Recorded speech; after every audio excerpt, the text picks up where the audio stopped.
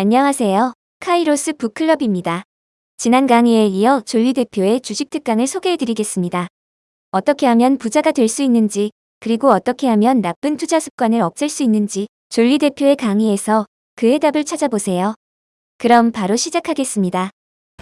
나는 금융 문맹이에요, 아니에요? 예를 들어서 실제적으로 어떤 게 금융 문맹인 건지, 제가 봤을 때 한국의 금융 문맹률은 한 95%예요. 실제적으로 금융업에 종사하는 사람들도 금융 문맹이 많습니다. 예를 들어볼까요? 여러분들 펀드를 살려고 그러면 자산운용사에서 펀드를 팔죠. 저는 한국에서 너무 놀랐던 게 메리츠 자산운용에 제가 처음에 와갖고 제일 놀란 겁니다. 메리츠 자산운용에 처음 와서 들린 게요. 메리츠 자산운용의 직원 중에서 노후 준비된 사람이 한 명도 없는 거예요. 저는 그게 너무 신기했습니다. 우리는 어떤 사람들이죠? 자산운용사 하니까 여러분들이 노후 준비를 위해서 도와주는 사람이잖아요. 근데 본인이 노후 준비 안 된 거에 대해서 아무런 생각이 없다는 게 너무 신기했어요. 그 주식에 아무도 투자 안 하고 있는 거예요. 더 신기한 거는 펀드 매니저가 자기가 운영하는 펀드에 안 사요. 이게 집단적으로 금융 문맹이죠. 이런 게 변해야 되는 거죠. 적어도 이건 변해야 되죠. 그 다음에 퇴직연금이 어떻게 되고 있는지. 한국의 제도가 너무 잘못되어 있어요. 퇴직연금 제도. 그래서 퇴직연금에 이 근로자들한테 당신의 지금 퇴직연금이 DC냐 DB냐 물어보니까 DC가 뭐예요? 이게 한국이에요. 그래서 이런 얘기를 해줘야 되겠구나. 그러니까 저는 당연히 아는 거라고 생각한 적도 있고요. 그래서 구체적으로 한국이 어떻게 변해야 될까? 그 다음에 미국의 401k처럼 한국 사람들이, 저는 목표가 그겁니다. 한국 사람 여러분들, 젊은 분들, 특히 젊은 분들이 그 주식을 좋아하게 되고, 그 다음에 단기간에 주식 투자의 그 가격의 변화에 대해서 둔감하고, 장기적인 플랜을 가지고, 그 다음에 자기 라이프 스타일을 바꾼 사람이, 한 500만 명이 된다 그러면 저는 대한민국은 진짜 유태인보다 훨씬 더 강한 나라가 될 거라고 확신해요. 그래서 제가 500만 명 채우기 위해서 제가 별수단을 다 쓰고 있습니다. 제가 버스를 샀어요. 경제독립 버스를 사서 제가 이제 일종 면허가 없어갖고 제가 대리기사를 써갖고요. 전국을 다닙니다.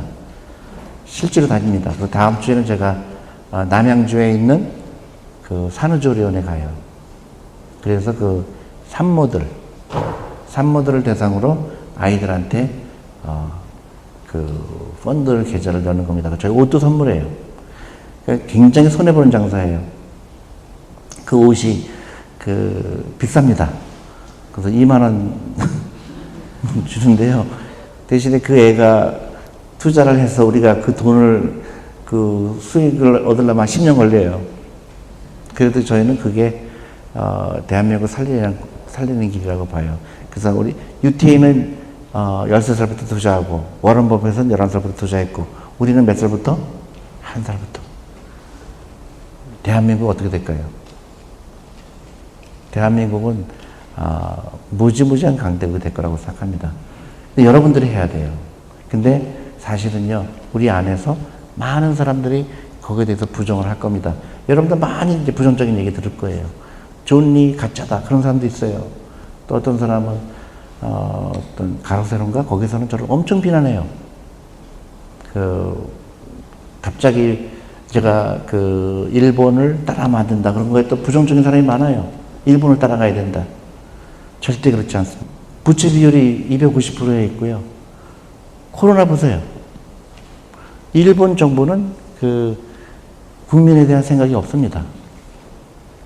그리고 그런 일본의 모델은 정말로 최악의 모델이에요. 절대 일본을 따라가면, 제가 화가 나는 게 왜 한국이 일본을 따라갈까? 저 일본을 따라가고 있어요. 그래서 일본 여행 가면 안 됩니다. 너무 다행이에요. 코로나 때문에. 국내가 엄청나게 좋잖아요. 그것도 훈련이에요. 내가 왜 내 귀중한 재산을 일본 가서 온천에 가서 돈을 쓸까? 그래서 그 돈으로 어떻게 해요? 주식에 투자해야 되는 겁니다. 무지무지 중요한 이슈예요. 그 돈이 주식시장에 들어가서 기업들한테 그 돈을 맡겨서 그 기업들이 새로운 밸류를 창출하고 그거를 국민들이 같이 뭐라 그러죠? 그거를 공유하고 새로운 기업이 나오는 거예요. 새로운 기업이. 우리 아이들이 창업이 나오는 겁니다. 한국의 창업 비율이 너무 낮잖아요. 그게 창업 비율이 적어도 40% 50%가 돼야 여러분들 자녀들, 여러분들 다 창업하고 싶어 해야 돼요. 망해도 괜찮을 정도의 용기가 필요합니다. 혼자 망하기 좀 미안하니까 친구랑 같이 망하셔. 친구랑 같이 세우면 돼요. 그래서 미국에서는 친구들끼리 같이 세우는 거죠. 우리가 잘 아는 넷플릭스 누가 했을까요? 하이스쿨 친구들끼리 한 겁니다. 우리 가까이 있는 사람들이 다 한 거예요. 제가 제일 감동 깊은 창업 스토리는요, 나이가 많은 사람이 한 스토리가 있어요. 전 너무 재밌어서 가끔 제가 강의 때마다 소개를 합니다. 그 UPS 스토어라는 그 프랜차이즈가 있어요. 근데 이 사람은요, 나이가 많은 사람이에요. 근데 이 사람이 미국의 우체국에 대해서 불만이 많았어요. 미국 우체국 가니까 딱 5시에 문 닫고, 한 1분 전에 도착하면 내일 오라고 그러고, 그 다음에 국민이 세금으로 하는 데도 말도 잘, 투명하게 하고, 그래서 화가 나서 이 사람이 뭘 했냐면요, 우체국 옆에도 우체국을 차렸어요. 저는 그게, 상상력 있는 사람만 가능한 거예요. 국영수 잘하는 사람은 절대 그 생각 못 합니다. 그래서 이 사람은 어떻게 했냐면요, 7시까지 열어요.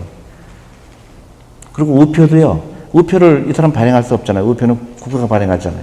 우표를 사다가 비싸게 팔아요. 7시에 오는 사람들이 있으니까. 그 다음에 거기다가 메일박스를 하나씩 만들어주죠. 그래서 혼자 사는 사람들이 많으니까 우표물 못 받는 사람 대신 받아줘요. UPS, 소품 오는 것도 그냥 받아줍니다. 그래갖고 가장 성공한 프랜차이즈가 됐어요. 그래서 그 사람이 돈을 버는 게, 그 회사를 팔았습니다. UPS에. 그래서, 버는 게 한 3천억을 벌었어요. 그러니까, 그런 걸 옆에서 보면 창업하고 싶겠어요? 아니면 월급쟁이 되고 싶겠어요? 창업하고 싶겠죠. 그 풍토를 만드는 게 우리가 해야 될 일이고, 여러분들이 해야 되는 겁니다. 동학개미가 그 역할을 한 거예요. 그 마중물이라고 그러는 거죠. 그걸 한 겁니다. 지금은 여러분들이 팔로우업 해야 되는 거고, 정부의 역할이 필요하고, 여러분들이 끊임없이 요구해야 되는 거예요. 변화를 원하는 겁니다. 우리는 일본 모델이 아니고, 미국의 월스트리트 모델이고, 유태인 모델이고, 어느 정도는 중국 모델이죠. 중국은 40% 대학생들이 창업을 원합니다. 요새 줌이라고 하잖아요. 줌 누가 만드는 거 아세요? 중국 청년이 미국 가고 한 겁니다. 9년 전에 창업한 거예요. 지금 얼마인지 아세요? 시가총액이 20조입니다. 20조. 중국 엄청나게 많죠? 알리바바, 텐센트, 수십조죠? 우리나라 나와요, 안 나와요? 안 나옵니다. 안 나와요. 지금부터 바꿔야 됩니다. 생태계를 바꿔야 돼요. 그게 어디서 시작되느냐? 주식 투자부터 시작되는 거예요. 그래서 미국이 영리한 거는 퇴직연금을 건드린 겁니다. 퇴직연금이 주식 투자하게 한 거예요. 근데 한국에서 뭐라 그러죠? 동학개미를 실패할 거다. 너무 이해가 안 가죠? 이건 엄청난 얘기 한 거예요. 그리고 여러분들은 주식 투자를 즐거워야 되고, 반드시 해야 되는 거고, 그리고 되게 재미난 거예요. 그러면 백을 사라고 해도 안 사죠. 주식 사고 싶고, 펀드 사고 싶고. 연금저축 펀드는 무조건 해야 됩니다. 1년에 400만 원은 무조건 커피 그래서 사 먹으면 안 돼요. 그리고 집에 갈 때 가능한 한 걸어가고 버스 타고 하는 거죠. 저는 전국에 강연 갈 때 차 타고 간 적이 별로 없어요. 왜냐면 교통수단이 다 돼 있습니다. 너무 간단해요. 근데 놀랍게도 아무도 안 합니다. 제가 강연 갈 때, 제가 그 기억나는 강연이, 그거는 KTX가 안 가더라고요. 그래서 저기, 시외버스를 타야 되더라고요. 근데 시외버스를 타는데, 손님이 저하고 또 한 사람하고 기사, 3명밖에 없어요. 야, 이거 내 자가용이구나. 근데 그분이, 기사가 또 저를 알아보더라고요. 그래갖고 자기도 주식 투자하고 있다고, 자기 아들도 하고 있다고. 그래서 너무 아주 기억에 남는 여행이었거든요. 근데 다 차를 몰고 갑니다. 그래서 저는 이해가 안 가죠. 그리고 이제 마지막으로, 주식 투자는요, 사랑하는 사람끼리 같이 하는 겁니다. 그리고 만약에 우리 와이프가 절대로 내 말을 안 듣는다, 모시고 오세요. 5분 만에 설득합니다. 그리고, 애인하고도 주식 얘기하고요. 주식 투자 같이 하고, 사람들은 결혼하면 새 출발한다고 그러잖아요. 새 출발이 아니에요. 결혼하기 위해서 들어가는 돈이 엄청나죠. 그거는 다 기르던 거위를 다 죽이는 날입니다. 거위를 죽이면 안 되죠. 거위를 더 사야죠. 그리고, 또 하나, 명절, 이럴 때, 좋은 내가 팁을 가르쳐 줄게. 유태인들이 하는 거예요. 예를 들어서, 내가, 생일이다. 그러면 친구들한테 카톡을 다 보내주세요. 그래서, 이번 생일부터는 내가, 노후 준비하기로 했다. 돈으로 보내라. 그래서, 우리 펀드를 사게 되면 가상 계좌가 있어요. 그걸로 쏘라 그럽니다. 그게 굉장해요. 그러면 그게 몇백만 원 거치거든요. 근데요, 주는 사람도 괜찮아요. 주는 사람도 생일인데 괜히 선물 사봐야 얼마짜리 살지 모르잖아요.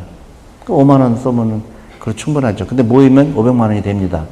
그러면 그 사람은 그거 갖고 주식이나 펀드를 사고요. 반대로 나도 다른 사람 친구들이 생일 맞았을 때 똑같은 걸 하는 거예요. 그럼 그 부가 상승작용을 일으키겠죠. 유태인은 그렇게 합니다. 그래서 유태인은 지금 미국에서 주식 선물하기, 조카한테 주식 선물하기, 그런 걸 많이 하고 있어요. 우리도 그렇게 해야 됩니다. 조급함 같은 걸 없애고 싶은데 어떻게 좀 접근하는지가 궁금하더라고요. 반대로 생각할 줄 알아야 돼요. 그러니까 주식이 빠지면요, 저는 기분이 좋습니다. 농담이 아니에요. 나는 계속 사야 되거든요. 계속 사야 되는데, 빠졌다. 근데 예를 들어서 이런 거죠. 내가 이 물건이, 대부분 빠진 거에 대한 불안한 사람은 이 물건에 대한 공부를 안 한 사람이죠. 내가 이 물건의 가치가 100이라고 생각했는데, 내가 100을 샀는데, 이번뿐만 아니라 내가 꾸준히 이걸 사고 싶거든요. 근데 80이 됐어요. 그러면 나는 계속 사야 되는 입장에서는 좋아요, 나빠요? 근데 그거를 공부 안 한 사람은 이게 100인지 80인지 70인지 가늠할 수가 없어요. 예를 들어서 운동화를 우리 직원이 100만 원짜리 운동화를 샀더라고요, 남자 직원이요. 저는 그래서 쫓아냈거든요. 너무 화가 나갔고요. 근데 그 사람은 그 가치에 대해서 생각을 없이 사는 사람이죠. 근데 그 친구가 주식을 샀을 때는 어떻게 해요? 매일 잠을 못 자겠죠. 가치가 얼마인지 모르기 때문에. 근데 저는 예를 들어서 어떤 A라는 주식이 있으면 이 회사가 잘 되는 걸 알거든요. 그러면 내가 이 주식을 갖고 있었을 때 빠진 거에 대해서 전혀 동의함이 없죠. 그러니까 살 때 굉장히 연구를 많이 해야 되겠고, 근데 연구라는 게 굉장히 어려운 게 아니에요. 상식선이에요. 근데 그 회사의 가격을 보지 말고요. 그 회사의 펀더멘털을 보는 거예요. 그러면 걱정할 필요가 없죠. 제가 옛날 얘기를 일부러 하는 게, 요새는 내가 주식 얘기하면 자꾸 또 그 사라는 얘기인 거 알구나, 그렇게 해서 제가 옛날 얘기를 합니다. 그래서 SK텔레콤 같은 얘기를 하는 거죠. SK텔레콤이 가장 이해가 들기 쉬운 거죠. 그러니까 제가 SK텔레콤에 대한 스토리는요, 제가 우리 친척이 전화가 왔습니다. 너 펀드 매니저라며. 그래서 주식 3개만 좀 골라줘. 많이 그런 전화를 받습니다. 근데 제가 그런 얘기를 안 해요. 왜냐면 저한테는요, 업사이드가 없어요. 돈 잘 벌게 되면 얘기를 안 해요. 손해볼 동안 연락이 오는데 저한테 화를 냅니다. 그러니까 저는 한 번도 그런 걸 해준 적이 없어요. 근데 또 친척이 이거 너무 괴롭혀서 저를. 제가 SK텔레콤 사세요. 그리고 깔고 앉으세요. 10년 동안 기다리세요. 그래서 이분이 샀어요. 6만 원에 샀어요, 6만 원. 근데 10만 원이 됐어요. 그래서 저한테 전화가 왔습니다. 어떻게 해야 되냐고. 그래서 뭘 어떻게 해. 10년 갖고 있으라 그랬지. 근데 이분이 막 조마조마한 거죠. 근데 안타깝게도 다시 6만 원이 됐어요. 이 사람이 전화가 왔습니다. 왜 못 팔게 했냐고. 그래서 그냥 기다리시라. 다시 10만 원이 됐어요. 이번에 전화가 또 왔습니다. 어떻게 해야 되냐고. 파세요. 더 이상 날 괴롭히지 말고 파세요. 그래서 팔았습니다. 그 사람은 되게 기분이 좋았죠. 저는 얼마에 팔았을까요? 440만 원에 팔았어요. 그 사람이 지금도 저를 원망해요. 그때 왜 팔라 그랬냐. 그거예요. 그러니까 SK텔레콤을 왜 샀을까요? 앞으로 사람들이 그 길거리 다니면서 전화를 걸 게 거의 확실하잖아요. 그러니까 이 회사가 그 돈을 벌 건 너무 당연하잖아요. 그러면 저 같으면 빨리 사고 싶은데 돈이 없는 게 환장하는 거죠. 돈은 내 월급이 뻔하니까. 그러니까 놀러 갈까 안 가고 신혼여행 갈까 안 가고 모으는 거예요. 근데 그 변동성은 내가 알 수가 없어요. 매일매일의 변동성은. 예를 들어서 10년 기다리면 이거는 회사가 가치가 커질 텐데 중간에 사고 싶은 사람도 많고 팔고 싶은 사람도 많고 또 뭐 증권 전문가들이 나와서 이번 주에는 올라가고 내려가고 별 수선을 다 하기 때문에 떨어지고 내려가는 겁니다. 나하고는 상관이 없어요. 근데 그거는 이제 훈련이에요. 그러니까 주식은 올라간다. 펀더멘털이 좋은 건 올라간다. 그 확신이죠. 그러니까 물이 위에서 아래 내려가죠. 아침에 해는 동쪽에서 떠서 서쪽에 지잖아요. 그걸 믿는 거예요. 자본주의를 믿는 거예요. 자본주의는 자본이 일하게 하는 거. 자본주의에서는 기업의 가치는 주식의 가격은 기업의 가치에 수렴하게 돼 있다. 변동성과 무형은 다른 거죠. 변동성은 주식의 변화예요. 내가 할 수가 없어요.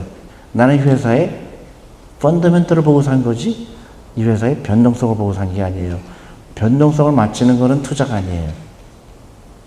내가 알 수가 없는 걸 맞추는 건 투자가 아니죠. 근데 여러분 증권방송 보면 나 나오죠? 이번 주에 그래프 보이시죠? 그 변동성을 맞출 수 있다고 착각하는 거죠. 교만한 거죠. 내가 어떻게 알아요? 많은 사람들이 저한테 전화가 와요. 이번 올해는 주시장 전망 어떻게 하세요? 저 어떻게 알아요, 그거를? 몰라요. 알 수가 없죠. 여러분들 코로나 생길 줄 알았어요, 몰랐어요? 그걸 어떻게 알아요? 근데 내가 A라는 주식을 샀더니, 이건 너무 좋은 거예요. 이거 돈 벌 수 있을 것 같아요. 왜냐? 제가 몇 달 전에 카카오 얘기를 했지만, 카카오 같은 거 되게 좋은 모델이죠. 전 국민이 쓰고 있고, 경제진자가 나오기 힘들죠. 그러니까, 이거 갖고 있으면 되겠구나. 그런 거예요. 근데 중간중간에는 막 폭락도 하고, 뭐 별게 다 생기죠. 그런 걸 찾는 겁니다. 예를 들어서, 샤넬, 그런 거 사는 사람보다 그런 거를 보고, 이 정신 나간 여자들이 많은 그걸 갖고 이용해야 되겠다. 그래서 주식을 사는 게 명리한 여자죠. 한 종목당 그래도 최소 투자 금액 좀 알고 싶어요. 그러니까 제가 주식이라고 얘기하는 거는요, 여러 가지 의미가 있습니다. 저도 주식할 때, 저는 지금 주식을 안 해요. 그러니까 펀드로만 합니다. 저는 펀드를 하라는 얘기예요. 주식형 펀드. 소액으로는 주식을 할 수가 없어요. 그러니까 종목이 여러 개 종목이 필요하고. 근데 세금 혜택을 주니까 55세까지 못 잡게 강제가 조항이 있으니까 연금저축 펀드부터 하라고 얘기를 해요. 그게 맥시멈이 1,800만 원입니다. 작은 돈 아니에요. 그것부터 채우면 돼요. 그 다음에 주식을 할 때는 그것도 주식 투자랑 똑같은 거예요. 근데 주식을 할 때는 내가 특별히 내가 그 어떤 직업이 있잖아요. 내 직업에 일하다 보니까 굉장히 좋은 회사를 발견할 때가 있어요. 그거는 내가 개인적으로 더 살 수가 있죠.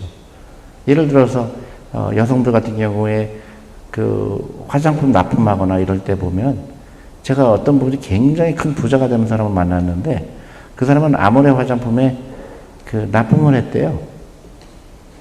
그 용기를 납품했대요. 근데 갑자기 매출액이 막 2배씩 늘어나는 거예요. 그러니까 아모레가 엄청나게 장사가 잘 된 거죠, 그 당시에. 그래갖고 아모레 주식은 무조건 샀다고 합니다. 그래서 몇백억을 벌었대요. 그거는 약간 그런 좀 다른 스토리긴 하지만 처음에 소액으로 할 때는 펀드로 하는 게 훨씬 유리하죠. 연금저축 펀드로. 소액으로 할 수가 없어요. 테슬라 주식 어떻게 사겠어요? 또 하나 말씀드리고 싶은 거는 한국 주식이 굉장히 싸다. 지금 저는 한국 주식에 대해서 굉장히 익사이링하게 생각하고 있어요. 왜냐하면 한국 주식은 잘 될 수 있는 그 조건을 다 갖고 있어요. 왜냐하면 한국에 있는 많은 사람들이 주식 투자하라고 그러면 전부 테슬라 살라고 그래요. 아마존 살라고 그러고.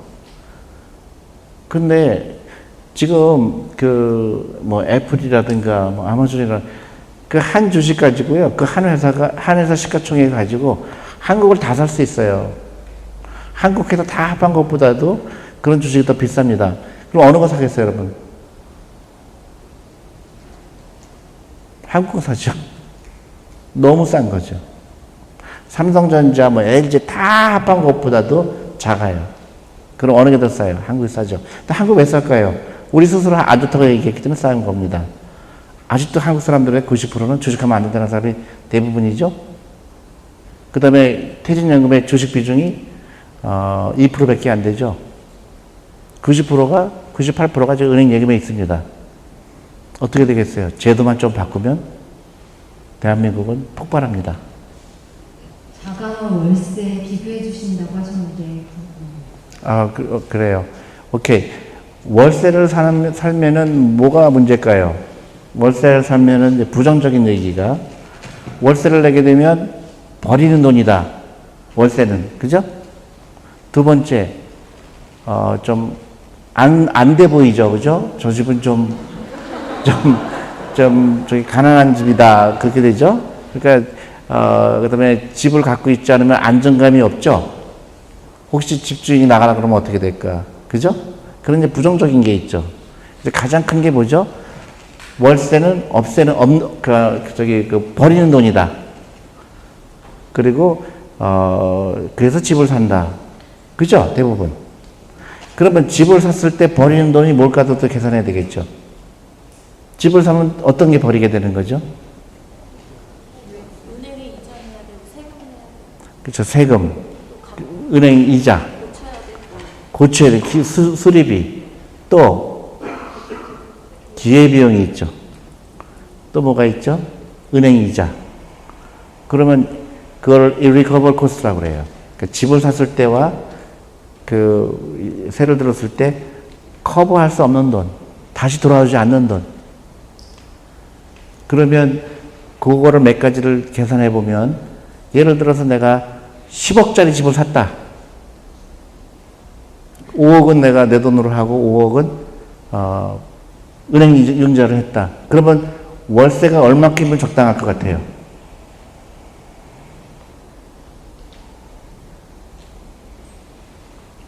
$200만 원?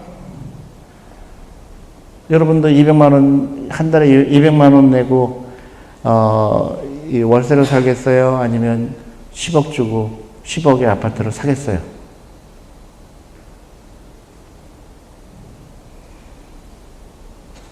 몰라서 안 듣는 거예요? 아니면 생각하고 싶어서 안 듣는 거예요? 아니면 그러면 월세를 사겠다. 200만 원. 집을 사겠다. 그러니까요. 신기하죠. 저는 100% 월세로 사죠. 10억이면요. 첫 번째로 아까 이자 말씀하셨죠. 그럼 5억을 빌렸잖아요. 그럼 한 4% 되나요? 이자? 그러면 4%면 얼마죠? 2천만 원이죠. 1년에 2천만 원이 이자로 나갑니다. 그 다음에 내가 5억을 그 다운페이하죠. 그러니까 5억을 내가 사죠. 그럼 5억에 대한 기회비용은 어떻게 되죠? 그것도 한 4%, 5% 되죠. 그럼 4%를 쳐요. 그럼 어떻게 되죠? 2천만 원입니다. 그럼 그 두 개만 해도 4천만 원이죠. 또 아까 집수리 말씀하셨죠. 또 그게 한 1% 될 거예요. 이것저것 따지면 또 인테리어하고. 그 다음에 또 뭐 있죠? 세금이 있습니다. 그러면 1년에 약 5천만 원이 들어가요. 근데 집세를 내게 되면 어떻게 돼요? 2,400만 원 들어가요. 200만 원이니까. 집을 사게 되면 5천만 원이 들어갑니다. 아직 설득이 안 되셨어요? 그게 신기한 거예요. 월세가 훨씬 유리한 거예요. 그 다음에 또 집세가 또 문제가 될까요? 근데 왜 사람들이 집을 살까? 굉장히 경제적인 이유가 아닙니다. 우리가 마인드셋이에요. 집은 올라간다. 10억 주고 샀으면 나중에 12억 된다는 신앙에 가까운 그 믿음이 있는 거예요. 근데 그 돈 가지고 주식을 산 게 훨씬 더 올라가는 거예요. 그러니까 주식에 대한 잘못된 생각입니다. 주식은 위험을 진 거예요. 장기적으로 보면 주식이 훨씬 더 많이 올라가게 돼 있어요. 그리고 또 하나는 왜 10억 주고 산 게 12억이 안 될 것 같으냐면요. 인구의 변화죠. 내가 10억 주고 산 집이 우리 다음 세대는요. 그 집이 필요가 없어요. 필요가 없습니다. 그래서 지금 공유경제죠. 그래서 젊은 사람들, 미국 같은 경우도 지금 아파트를 개조하고 있어요. 여러분들이 집을 살 때요. 10억 주고 들어가 살면은 쓸데없는 공간이 너무 많죠. 나 어차피 밥도 안 해먹는데 부엌이 있습니다. 다 편의점에서 사다 먹는데 부엌이 필요 없어요. 근데 응접실, 손님도 없는데 응접실이 있어요. 나는 잠만 자는데. 그러면 쓸데없는데 돈을 너무 많이 쓰고 있는 거예요. 그러면 어떻게 돼요? 부엌은 하나만 있으면 돼요. 아파트 전체에. 해먹고 싶은 사람은 내려와서 먹고 식당에서 그리고 잘 때 올라가면 되죠. 그런 사회가 올 겁니다. 지금 위워크이라는 거 나왔잖아요. 지금 오피스도 쓸데없이 공간이 많았던 거예요. 직원들도 이제 집에서 근무하는 사람 많아지는데 왜 그런 비용을 할까? 그런 시대가 온 겁니다. 그래서 그 10억이라는 돈이 12억이 될 가능성이 있을까요? 그 10억이라는 돈이 5억으로 떨어질까요? 저는 그 후자가 맞을 거라고 봅니다. 일본이 그랬어요. 일본은요, 무조건 집값이 올라갈 거라는 착각을 한 겁니다. 일본의 골프 회원권이 얼마였는지 아세요? 한 15년 전에? 20억이었어요, 20억. 골프 회원권이 10억, 20억이었어요. 지금 얼마죠? 100만 원. 인구의 변화고, 그리고 가치가 없는 거에 다 사람들 돈 쓴 거예요. 가치에 대한 생각이 없었던 거예요. 내가 그 집을 사는 게 좋을까? 월세가 좋은가? 가치에 대한 생각이 없었던 겁니다. 막연하게, 그렇대더라. 그래서 저는 깜짝 놀란 거예요. 집을, 저는요, 너무 놀랐어요. 악플이 그냥 너무 무서운 거예요. 집을 사지 말라고 그랬더니요, 뭐 엄청나게 공격을 하는 거예요. 그게 아닙니다. 가치. 내가 이 돈을 200만 원을 쓸 거냐, 10억을 주고 살 거냐의 가치에 대해서 사람들은 가치를 따질 줄 모르는 거예요. 대답이 되셨어요? 그래서 쉽게 얘기하면 이거예요. 5%로 생각하세요. 5%. 내가 20억짜리 집을 살려고 그러면요. 내가 월세를 5% 받을 수 있는지 1년에. 20억이면 5억. 그러면 한 달에 어떻게 되죠? 1억이죠. 그런 1억을 내가 월세를 받을 수 있으면 가치가 있는 겁니다. 유튜브도 많이 하시고 강의도 네. 많이 하셔서 뭘 하고 사나 하는 생각이 들어서 물어봤어요. 아, 네. 사실은요, 그런 아주 못된 기사가 떴어요. 저에 대해서. 회사에 다니고 돌아다니는 존니는 왜 안 잘리나. 그게 제목입니다. 너무 못된 기사였죠. 그게, 한국이 일본처럼 되기를 원하는 사람이죠. 그게 곳곳에 적이 있습니다. 한국이 잘 되는 거에 대해서 배가 아픈 사람들이 있어요. 전 놀랐어요. 왜 그거를 좋게 보지 않을까? 왜 내 귀한 시간을 내서 사람들, 젊은 사람들한테 영향을 끼치려고 그러는 거를 왜 싫어할까? 그죠? 우리 메리츠도 좋아하고 다 좋아하고 직원들도 좋아하는데 왜 그걸 가지고 그 문제를 삼을까? 굉장히 신기하죠. 그게 누군가는 해야 되는 일이고요. 그 주식 투자라는 거는 단순히 주식 투자의 문제가 아니죠. 우리나라의 캐피탈 마켓입니다. 금융시장. 금융시장이 왜 중요한지. 금융시장이 발전하지 않은 나라치고 강대국이 된 나라는 없죠. 그러니까 미국의 월스트리트. 일본은 주식 투자하는 거를 부끄럽게 여겨요.